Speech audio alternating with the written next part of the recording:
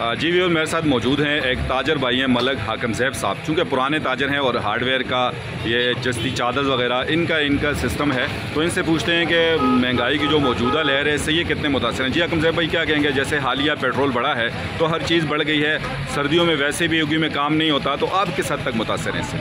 शुक्रिया, अस्सलाम वालेकुम चांद भाई, बहुत बहुत शुक्रिया बात करने का। चांद भाई ये सर है कि ये जब से ये हुकूमत आई है, यकीन माने कि बस घर के किचन का भी मतलब है कि काम ख़राब हो गया, बहुत मुश्किल में मतलब फंस गए हैं।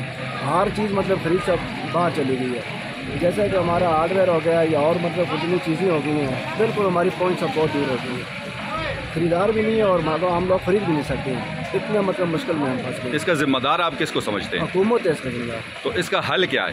जी हल क्या है इसका? इसका हल बस क्या करें, मैं कहता हूँ ये सब मतलब बैठ जाए कि नई मतलब पार्टी आए इस पाकिस्तान को चलाए, नहीं तो पाकिस्तान का ही आपस है। देखें, ये भी नई पार्टी लाना या नए बंदे को लाना ये भी हम अवाम ही कर सकते हैं। अवाम कर सकते हैं बिल्कुल, लेकिन हम लोग दोबारा फिर मतलब इनके झांसे में आ जाते हैं, फिर मतलब है कि दादा काका मामा करके तो फिर हमें मतलब फंसा देते हैं। तो आप ये समझते हैं कि इस महंगाई के इन हालात के कहीं ना कहीं हम अवाम भी जिम्मेदार हैं? बिल्कुल हैं, बिल्कुल हमारी खुद गलती है, हमने खुद मुसलत की है।